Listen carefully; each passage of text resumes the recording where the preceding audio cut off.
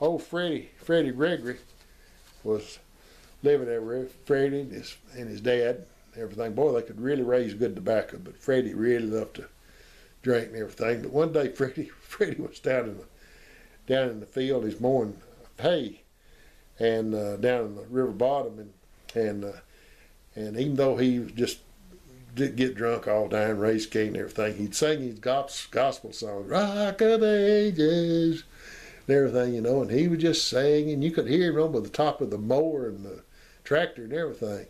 Well, Jimmy Huddleston that day decided that he would just come down and land in the bottom down there and visit a few minutes, and then he'd take off and fly somewhere else.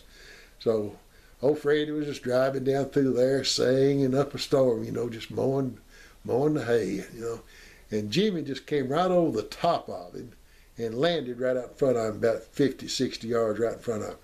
Well, Freddie, it scared him so bad that he just jumped off the tractor. Thank God he jumped off to the left. You know, if he jumped off to the right, he'd been in front of the mower.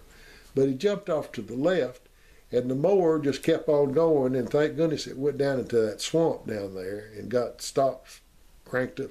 You know, it stopped it down there and didn't tear it up or anything, and didn't kill Freddie. But Freddie took his tobacco crop one year and bought a limousine. It was an, you know, old limousine. So they called me from the Lebanon jail, and they said, "Do you know Freddy Gregory?" And I said, "Oh yeah, I know Freddie."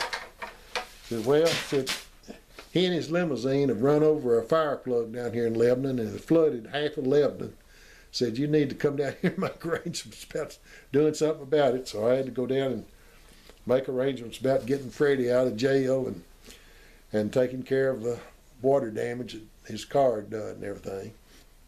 Oh, I love this one. Little John Vance. Little John Vance lived over towards Margaret, and every year he would come over and he'd ask Daddy, said, "Mr. Bill, can I borrow a mule and a plow to plow out my garden this year?" And Daddy said, "Okay, little John, you can have a mule and plow." And so he'd let little John have his mule and plow. Well, this went on year after year after year. So Daddy got tired of it. So one year John come over and he said, "Mr. Bill, can I have a mule and a plow and everything?" And Daddy said, "I'll tell you what, little John." He said, "I'll just give you the mule and plow and everything."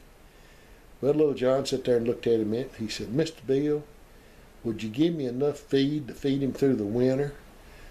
And Daddy said, "Little John, get the hell out of here. Don't ever come back and ask for nothing else." One time, there's a guy there in Bend named Clifton Duke. Clifton was just about the sorriest man I ever knew. He did incest with his 13-year-old daughter, and we didn't know it at the time, but Daddy just thought he was just sort of a sorry drinking type buddy. He didn't know how sorry he really was. Clifton's wife finally got on him about having this thing with his daughter, and he hit his wife in the head with a piece of stove wood. That didn't kill her, but she died of pneumonia. So they tried him and sent him to the penitentiary for 3 years, which they should have sent him for life, but sent him for 3 years. He came home, and after a little while, he married another woman with some children, and one of them was a daughter. They called J.D. Rollins, the sheriff, one day to come back there to the Bend. Dew collar. He lived over there in the dew collar as you go up to the farm. And Clifton had shot and killed himself. Now, how he shot and killed himself, he had taken a 12-gauge shotgun, and the shot on the shotgun had gone from his navel to his Adam's apple, from here to here. Now, in order for him to shot himself, he would have had to shot himself from about 10 feet away for the shot to have hit him that way. So everybody in the country, including J.D. Rollins, the sheriff, knew that the wife probably had shot and killed him. But as far as he wrote it down, it was suicide on Clifton. So Clifton was one sorry son of a gun.